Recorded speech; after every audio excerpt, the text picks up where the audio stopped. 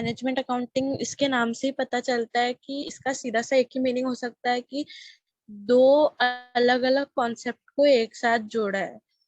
इसमें क्या जोड़ा है, मैनेजमेंट और अकाउंटिंग। मैनेजमेंट टोटल अलग अलग है, अलग पार्ट है, अकाउंटिंग टोटल अलग पार्ट है। ये दोनों को जोड़ के कैसे बिजनेस रन करती है ये बताया गया है। ये कॉन्सेप्ट इस टॉपिक के अंदर ये कॉन्सेप्ट है। ओके, तो इसमें क्या लिखा है कि management accounting meaning it comprises of two word, management accounting that is accounts which increases managerial efficiency or providing all those information and facts which are necessary for managers। मतलब management accounting ये दो word से बना है, management and accounting. और इसका क्या काम होता है बेसिकली, तो हमको ये पता है कि मैनेजमेंट अकाउंटिंग यूज करते हैं डिसीजन मेकिंग के लिए। और वो कैसे करते हैं, जो मेन हम लोग अकाउंट्स बनाते हैं, balance sheet, profit and loss वगैरह, वो एक ऑर्गेनाइजेशन में, कंपनी में, बिजनेस में इंटरनली यूज होता है बाय मैनेजर टू डिसाइड कि आगे हमें क्या स्टेप्स लेने हैं। अगर हम लोग किसी प्रोजेक्ट पे काम कर रहे हैं, उससे हमें प्रॉफिट मिल रहा है, तो हमें वो चीज कंटिन्यू करना है क्या, उसके थ्रू हमको सॉरी इस मैनेजमेंट अकाउंटिंग में ऐसे अकाउंट्स ऐसे यूज होता है। जैसे कि अभी हमने प्रॉफिट एंड लॉस स्टेटमेंट बनाया फॉर लास्ट ईयर 2020, और उस स्टेटमेंट के हिसाब से हमें ये पता चला कि हम हमारी कंपनी का, जिस कंपनी के साथ पार्टनरशिप था, उससे हमें लॉस हो रहा है। तो मे बी हम ऐसा सोच सकते हैं कि आगे जाके लॉस हो, लेकिन अगर प्रॉफिट हो रहा है तो हम मे बी फोरकास्ट कर सकते हैं कि प्रॉफिट हो। तो वो डिसाइड कौन करता है, मैनेजर्स। तो managers through accounting term, through accounts, वो अपने बिजनेस का डिसीजन लेते हैं। सीधा साधा इतना ही लिखा है इसके अंदर। और फिर नीचे दिया हुआ है कि CMA मतलब कॉस्ट एंड मैनेजमेंट अकाउंट्स, इन लोगों ने मैनेजमेंट अकाउंटिंग को डिफाइन किया है। उसको क्या बोला उन्होंने कि ये management accounting is concerned with the presentation of professional knowledge and abilities to reveal accounting information which may help to the management in policy formulation, planning and control for undertaking। मतलब simple सी बात इन्होंने ऐसी बोली है कि management accounting एक professional knowledge है। As an accountant अगर हम बोले कि हम अकाउंटेंट है, तो वो एक प्रोफेशन हो गया, डॉक्टर प्रोफेशन हो गया। वैसे ही मैनेजमेंट अकाउंट्स जो होता है, वो एक प्रोफेशनल नॉलेज होता है। ठीक है, क्योंकि एक अकाउंटेंट, एक मैनेजर, वो सब एक प्रोफेशन होता है। ठीक है, and abilities to reveal accounting information which may help the management in policy formulation, planning and control for the undertaking। और ये मैनेजमेंट अकाउंटिंग मैनेजमेंट को कैसे हेल्प करता है पॉलिसीज बनाने में, कि हमको कंपनी में और कुछ नई पॉलिसीज लानी है, कुछ नए टर्म्स एंड कंडीशंस रखने हैं, और प्लानिंग में हेल्प करता है, कंट्रोलिंग में हेल्प करता है। ओके, तो ये मैनेजमेंट अकाउंटिंग का डेफिनेशन हो गया through sorry by CMA, and एक नॉर्मल मीनिंग भी हो गया। तो किसी को कुछ डाउट है इसमें?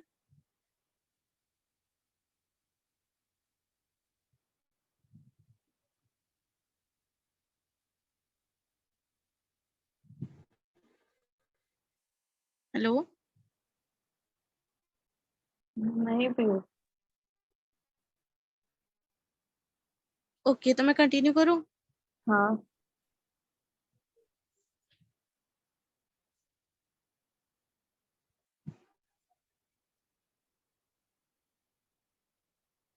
ओके, तो मैनेजमेंट अकाउंटिंग के ये स्कोप्स है। पहला, हमने बुक में भी देखा था, हमें मैम ने भी बताया था, और उसमें पोर्टल में भी था कि मैनेजमेंट अकाउंटिंग फाइनेंशियल अकाउंटिंग और कॉस्ट अकाउंटिंग से रिलेटेड है। मतलब जो फाइनेंशियल अकाउंटिंग और कॉस्ट अकाउंटिंग है, वो मैनेजमेंट अकाउंटिंग में कहीं ना कहीं से तो रिलेट होती हैं, थोड़ा बहुत उनका कनेक्शन होता है। ओके, तो फाइनेंशियल अकाउंटिंग मतलब जैसे कि मैंने अभी बोला कि फाइनेंशियल अकाउंटिंग से कैसे रिलेट हो सकते हैं, जो P&L बनाते हैं, प्रॉफिट एंड लॉस और बैलेंस शीट वगैरह, ये सब स्टेटमेंट, इनकम स्टेटमेंट, तो उसके थ्रू पता चलता है मैनेजर्स को कि उनको आगे क्या स्टेप्स लेने हैं। Okay, same for the cost accounting. Cost accounting में अगर हम बोले, तो जो कॉस्ट होते हैं कंपनी के, एक्सपेंसेस वगैरह, वो सब मोस्टली रिकॉर्ड करते हैं। तो मैनेजमेंट अकाउंटिंग में सॉरी मैनेजर्स को ये भी पता चलता है कॉस्ट अकाउंटिंग के थ्रू कि मतलब हमें कंटिन्यू करना चाहिए कि नहीं, कॉस्ट अकाउंटिंग एक बैलेंस हो रहा है कि नहीं, हमारे कंपनी के हिसाब से चल रहा है कि नहीं बराबर, ठीक है। देन बजटिंग एंड फोरकास्टिंग में भी मैनेजमेंट अकाउंटिंग का स्कोप है। जैसे कि मैंने बोला कि PNL profit and loss statement देख के हिसाब से, या कोई भी बजट कंपनी का कोई बजट है उसके हिसाब से मैनेजर्स फोरकास्ट करते हैं, वो डिसाइड करते हैं कि हमें आगे स्टेप्स लेना है कि नहीं। ओके, तो बजटिंग एंड फोरकास्टिंग भी हो गया मैनेजमेंट अकाउंटिंग का स्कोप। टैक्सेशन में भी मैनेजमेंट अकाउंटिंग का स्कोप है। अभी हम लोग ऐसा बोल सकते हैं कि जो भी मैंने अभी बोला ना कि पॉलिसीज वगैरह बनाते हैं मैनेजर्स, कि कोई रूल्स एंड रेगुलेशंस कुछ नया बनाना हो तो वो लोग बनाते हैं ये इसके थ्रू।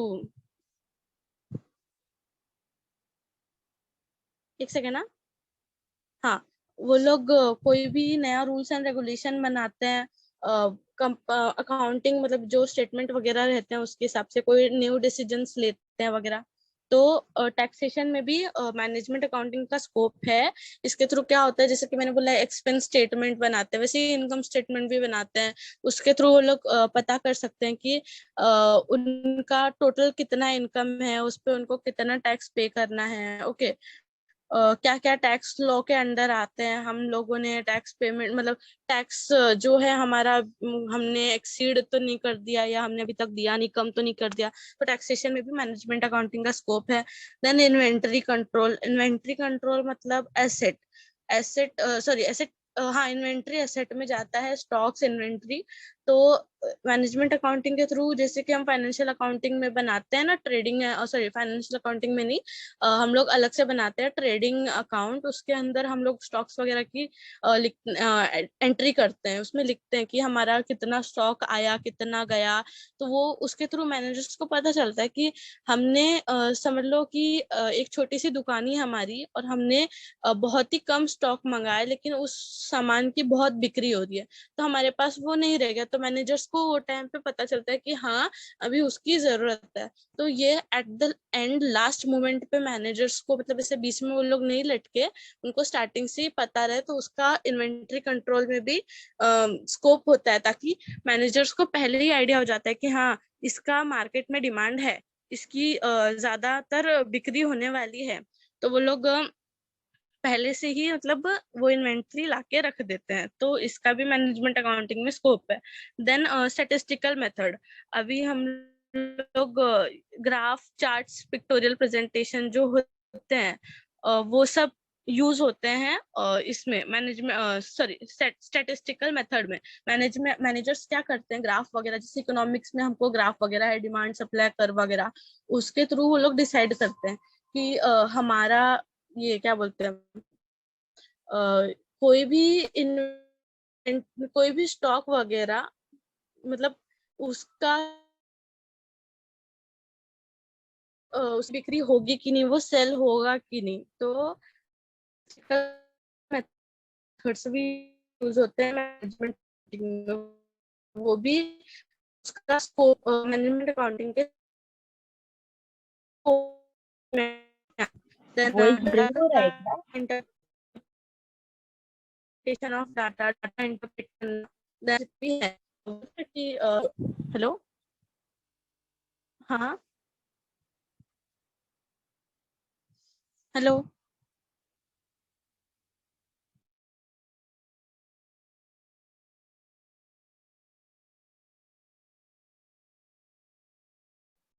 हाँ बोलो पियो। वाह मैडम। Hello, hello. हाँ पियो। हाँ कोई कुछ तो पूछ रहा था आई गेस। नहीं, आपकी आवाज ब्रेक हो रही थी बहुत ज्यादा। शायद आपका नेटवर्क इश्यू था। नेटवर्क, हाँ हाँ। उसी किसी ने तो वही पूछा था कि आपकी आवाज ब्रेक हो रही है या नहीं, और कुछ नहीं। नेट, नेट अभी आ रही है? हाँ अभी आ रही है। तो फिर कहाँ कट करूँ? जहाँ स्टॉप किया इसे स्टार्ट कर दो। जहाँ पे मैंने स्टॉप किया था वहां से, या वापस से स्कोप ऑफ मैनेजमेंट अकाउंटिंग बताऊं? जिसने मिस किया उसको पूछो, क्योंकि मुझे तो काफी देर तक आपकी आवाज आ रही थी, बट अभी हेलो। मुझे लो। हेलो। हेलो। हाँ विकास। हाँ मैम, अपने स्टैटिस्टिकल मेथड से ना आपकी आवाज पूरी ब्रेक हो रही थी, तो वहां से आप चालू कीजिए, पहले तक सब समझ में आया बराबर। Okay okay okay.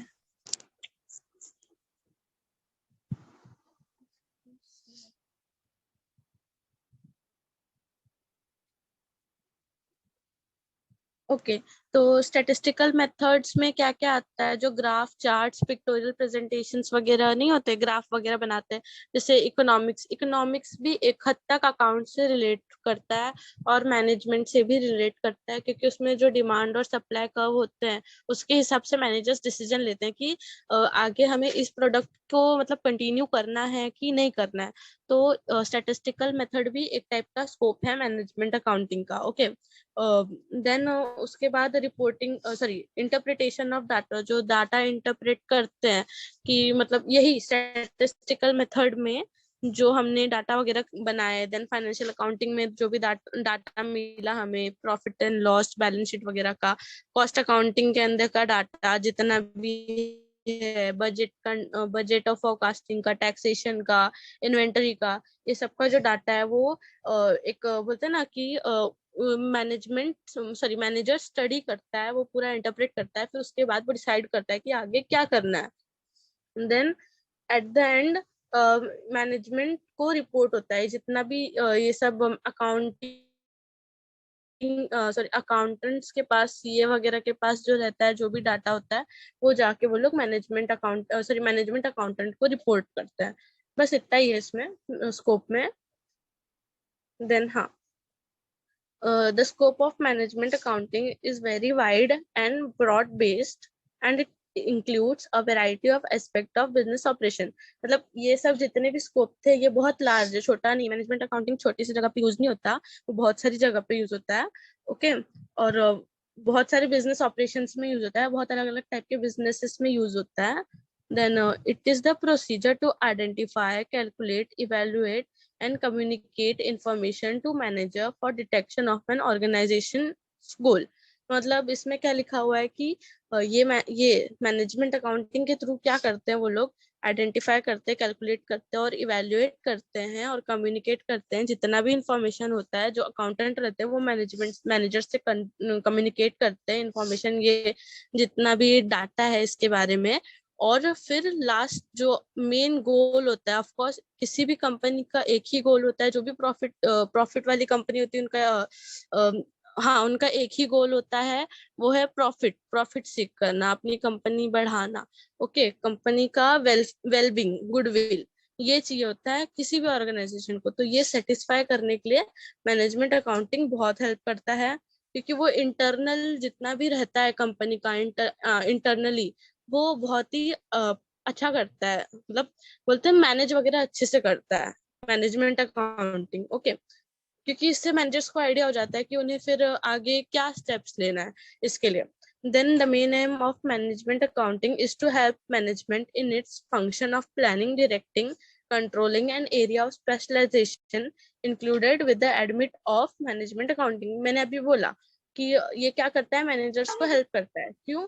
प्लानिंग में, डायरेक्टिंग में, कंट्रोलिंग में, और जो भी स्पेशलाइजेशन एरिया है, एक सेकेंड, ये सब जो है ये स्पेशल एरियाज है, ठीक है। तो इन सब में क्या करता है, मैनेजमेंट अकाउंटिंग का थोड़ा बहुत हाथ रहता है। मतलब इसके थ्रू मैनेजमेंट अकाउंटिंग और आगे बोलते हैं ना कि हेल्प करता है मैनेजर्स को।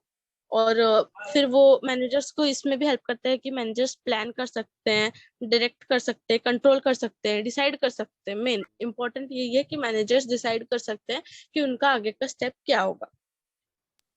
ओके,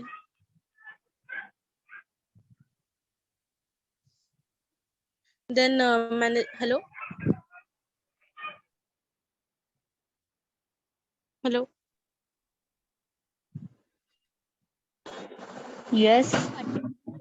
आवाज आ रही है ना? हाँ हाँ। हाँ हाँ okay. Then management accounting is the process of, इसमें क्या लिखा है कि मैनेजमेंट अकाउंटिंग में क्या क्या प्रोसेस होते हैं।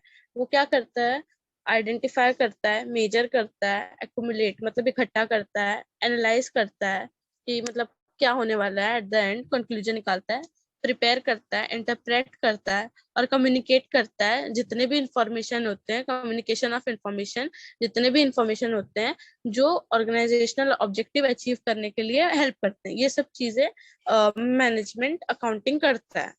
ओके मानसी, फिर कंटिन्यू करना है तुम्हें कि मैं कंटिन्यू करूं? अभी कंटिन्यू करो। हाँ, मेरे को कुछ पर्सनल इशू हो गया है तो मैं थोड़ी देर ही बाद आ पाऊंगी। कंटिन्यू करना ठीक है प्लीज। ठीक है ओके। तो मैनेजमेंट अकाउंटिंग का फंक्शंस क्या क्या है कि मेन वो डेटा प्रोवाइड करता है।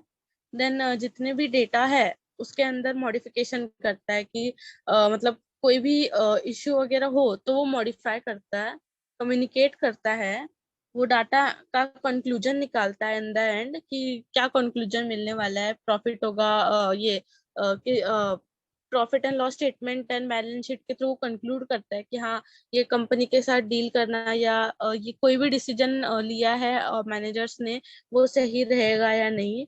देन उसके बाद serves as a mean of communicating, ये एक टाइप का कम्युनिकेशन में भी हेल्प करता है मैनेजर्स और अकाउंटेंट्स के बीच में।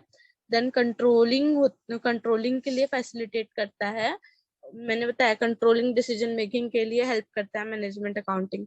Then users also qualitative information, quality related जो बोलते हैं ना कि कंपनी के लिए अच्छे हो, जो प्रॉफिट लाए, गुडविल लाए, वेलबिंग लाए, वैसे इंफॉर्मेशन यूज करता है, प्लानिंग करता है, ऑर्गेनाइज करता है, डिसीजन मेकिंग ये इम्पोर्टेंट है। Then motivate, assist in motivation जो कंपनी में जितने भी एम्प्लॉयज है उनको मोटिवेट करने में हेल्प करता है। देन कोऑर्डिनेशन में हेल्प करता है और कंट्रोलिंग में हेल्प करता है। देन मैनेजमेंट अकाउंटिंग और फाइनेंशियल अकाउंटिंग का बोलते हैं ना डिफरेंस, ठीक है। मैनेजमेंट अकाउंटिंग क्या करता है, डिसीजन मेकिंग में हेल्प करता है, और फाइनेंशियल अकाउंटिंग अकाउंटिंग का क्या काम होता है, वो रिकॉर्ड करता है, क्लासिफाई करता है और एनालाइज करता है जितने भी फाइनेंशियल अफेयर्स हुए, मतलब जितने भी ट्रांजेक्शन्स हुए, जितने भी फाइनेंसिंग के काम हुए हैं, वो सारे वो सिर्फ रिकॉर्डिंग का काम करता है और मैनेजमेंट अकाउंटिंग में डिसीजन लिया जाता है। ये मेन डिफरेंस होता है दोनों का। देन मैनेजमेंट अकाउंटिंग क्या करता है, बिजनेस लीडर को हेल्प करता है किसमें, कोई भी स्ट्रेटेजी वगैरह यूज करने में, वो उनको मतलब उसके थ्रू उनको मैनेजर्स को आइडिया होता है कि आता है कि उनको मतलब कौन सी स्ट्रेटेजी यूज करनी चाहिए, कौन सा मतलब पॉलिसी फॉर्मुलेट करनी चाहिए। ओके और फाइनेंशियल अकाउंटिंग जो फेयर पिक्चर होता है फाइनेंशियली, जो कंपनी स्टेबल है कि नहीं है ये दिखाता है financial accounting. Then management accounting legally नहीं रहता है, मैनेजमेंट अकाउंटिंग कंपनी के हिसाब से वो लोग करते हैं कि मतलब कैसे रहना चाहिए वो कंपनी डिसाइड करती है। पर फाइनेंशियल अकाउंटिंग लीगली रहता है, कंपनी ये फाइनेंशियल अकाउंटिंग बनाई गई है लीगल, जो भी हम लोग एंट्री वगैरह करते हैं वो सब लीगल रहता है। देन उसके बाद all the information presented by management accounting is predictive and not immediately, ये प्रेडिक्ट करते हैं जितना भी होता है ना मैनेजमेंट अकाउंटिंग में, फोरकास्ट करते हैं, प्रेडिक्ट करते हैं कि क्या होने वाला है। ओके लेकिन फाइनेंशियल अकाउंटिंग में जितना भी रहता है ना वो हिस्टोरिक मतलब पास्ट से जुड़ा हुआ रहता है। हम लोग कभी भी फाइनेंशियल अकाउंटिंग में जो भी हम लोग बनाते हैं वो पूरे एक साल का बनाते हैं, फुल फुल ईयर का, मतलब क्या पास्ट को पूरा लेके बनाते हैं। ओके और ये वेरीफाइबल होता है, मतलब ट्रूथ होता है, जो भी हुआ है ना होके चला गया है। वेरएज मैनेजमेंट अकाउंटिंग में हम लोग ऐसे ही प्रेडिक्ट करते हैं कि आगे क्या हो सकता है, फ्यूचर गोल्स के वैसे बोल सकते हैं ना कि मैनेजमेंट अकाउंटिंग फ्यूचर के बारे में सोचता है और फाइनेंशियल अकाउंटिंग पास्ट से जुड़ा हुआ बताता है। Okay then management accounting takes help from financial accounting to make right decision, whereas financial accounting is not dependent on the result of management accounting. मतलब फाइनेंशियल अकाउंटिंग जो है वो ऑफ कोर्स फाइनेंशियल अकाउंटिंग की help से decide करता है कि क्या हो रहा है, प्रॉफिट हो रहा है, नहीं हो रहा है, लॉस हो रहा है, हमारा एसेट ज्यादा है, लाइबिलिटीज कम है, लाइबिलिटीज ज्यादा है, एसेट कम है। तो ये क्या होता है, फाइनेंशियल अकाउंटिंग से मैनेजमेंट अकाउंटिंग हेल्प लेता है। ओके। जबकि फाइनेंशियल अकाउंटिंग को किसी की जरूरत नहीं है, वो कंपनी में क्या चल रहा है, क्या स्टेटस है, वो सब स्टेटमेंट के थ्रू उनको उसको खुद से पता चल जाता है। ओके। और ये डिफरेंस समझ आया? Yes yes. Okay. Then cost accounting and management accounting. Okay. तो कॉस्ट अकाउंटिंग और मैनेजमेंट अकाउंटिंग का पहला ऑब्जेक्टिव, मेन पर्पस, एम क्या होता है? कॉस्ट अकाउंटिंग क्या करता है? कॉस्ट कंट्रोल, कॉस्ट और कंट्रोल, ये मेन काम होता है कॉस्ट अकाउंटिंग का, कि कॉस्ट ज्यादा ना हो और कॉस्ट कंट्रोल में, हद में रह के हो। ठीक है।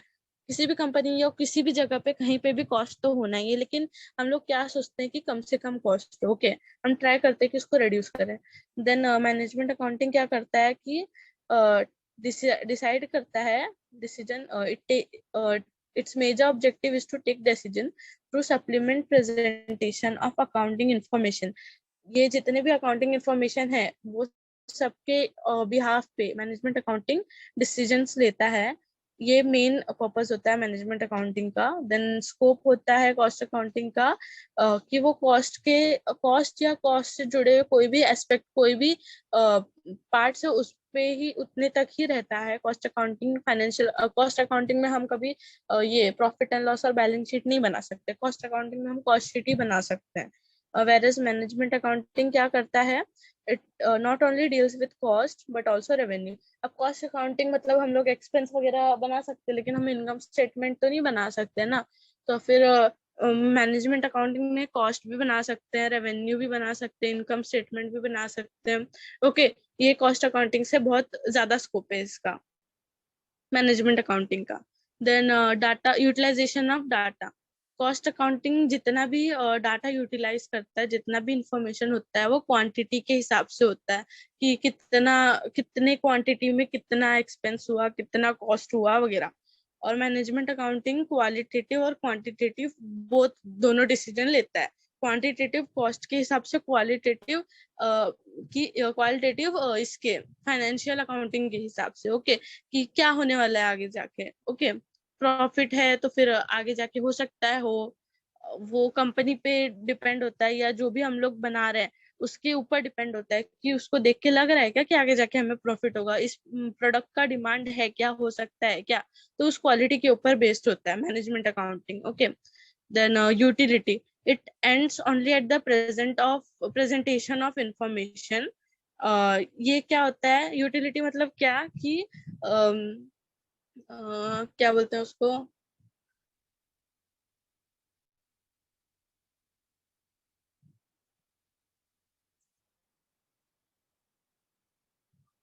यूज ना, हाँ, यूजेस ना, यूजेस करेक्ट करेक्ट कितना करेक्ट, हाँ यूज हो रहा है। हाँ। कॉस्ट अकाउंटिंग का sorry, it ends only at the presentation of information. Okay. Cost accounting में जो भी कॉस्ट वगैरह होते हैं, वो जब हम लोगों ने बना लिए, जितना कॉस्ट शीट वगैरह बना लिया, उसका यूज हो गया, तो वो वहीं पे खत्म हो जाता है। Utility, correct. जितना भी हमने प्रेजेंटेशन कॉस्ट स्टेटमेंट वगैरह, कॉस्ट शीट वगैरह बना लिया, तो उसके बाद उसका यूज मतलब आगे इतना आगे नहीं आता यूज। और मैनेजमेंट अकाउंटिंग क्या लिखा है कि but it starts from where cost accounting ends, means that the cost information are major input for decision making।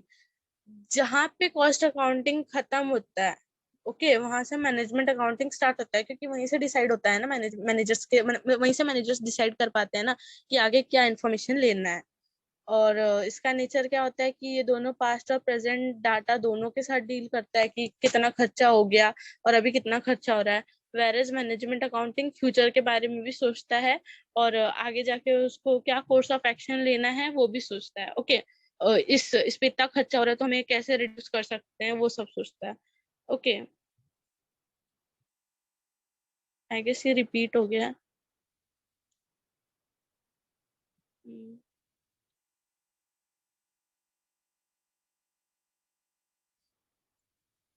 Okay.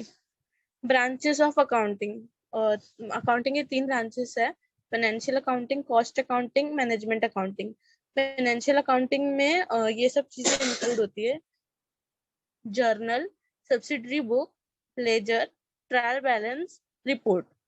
Subsidiary book का तो मुझे आइडिया नहीं है, लेकिन जर्नल पता है, लेजर पता है, ट्रायल बैलेंस पता है, रिपोर्ट पता है। जर्नल में क्या होता है, अभी हम लोग डेली लाइफ का अगर ये ले लें एग्जांपल, तो फिर ऐसे बोल सकते हैं कि अगर हमने कोई सामान खरीदा, तो हम लोग उसकी एंट्री हम पहले जर्नल में करते हैं कि हाँ हमने ये सामान खरीदा।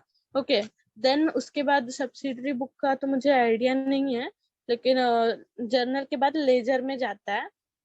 जर्नल के थ्रू जो जर्नल में हमने ट्रांजैक्शन किया है उसको उठा के हमें लेजर में लिखना होता है, लेकिन उसका फॉर्मेट अलग होता है। और फिर जितना भी हमने ट्रांजैक्शन जर्नल से लेजर में डाला है, लेजर में जो भी मटेरियल्स वगैरह हुए हैं, एसेट लायबिलिटी या इनकम एक्सपेंस, वो सब उठा के हम ट्रायल बैलेंस में डालते हैं, डेबिट और क्रेडिट साइड में। और फिर एट द एंड रिपोर्ट में बनता है balance sheet, profit and loss. Trial balance के ऊपर से हम लोग profit and loss account, sorry profit and loss statement और बैलेंस शीट बनाते हैं। ओके, देन उसके बाद कॉस्ट अकाउंटिंग। कॉस्ट अकाउंटिंग में कॉस्ट शीट बनता है, कितना कॉस्ट हुआ मटेरियल का, कितना कॉस्ट हुआ लेबर का और अदर एक्सपेंस का। देन उसके हिसाब से रिपोर्ट बनाते हैं कि कितना स्टैंडर्ड कॉस्ट, पूरा स्टैंडर्ड कॉस्ट का रिपोर्ट, जितने भी कॉस्ट है उसका report.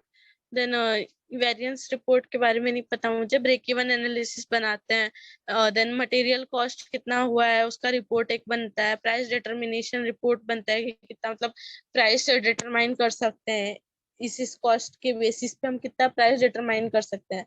Okay, then management accounting में हम लोग ट्रेंड एनालिसिस रिपोर्ट बना सकते हैं, ratio analysis, fund flow statement, cash flow statement और budgetary report, MIS report, management information system, then interpretation. ये सब मैनेजमेंट अकाउंटिंग में इंक्लूड होता है। ओके, तो इसमें वही लिखा है कि मैनेजमेंट अकाउंटिंग बेसिकली क्या होता है, और वो एक अकाउंटिंग का ब्रांच होता है जिसमें प्लानिंग एंड कंट्रोलिंग होता है, डिसीजन मेकिंग होता है। ओके, इसमें वही है सेम जो हमने पीछे देखा था, इसमें भी वही है। ओके, देन ये जर्नल का एक पैटर्न है। हाँ, ये करेक्ट पैटर्न है।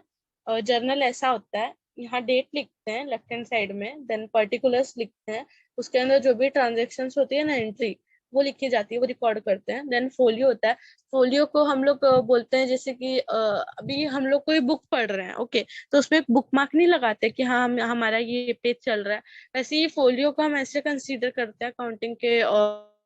और इसमें मैं सिंपल वर्ड में बताती हूँ, नंबर्स देते हैं। जब भी हम लोग लेजर में रिकॉर्ड करते हैं, तो कैसे अगर हमने जर्नल रिकॉर्ड किया और हम उसको लेजर में ट्रांसफर कर रहे हैं, तो हम कंफ्यूज हो जाते हैं कि भाई इस जर्नल का लेजर कौन सा है।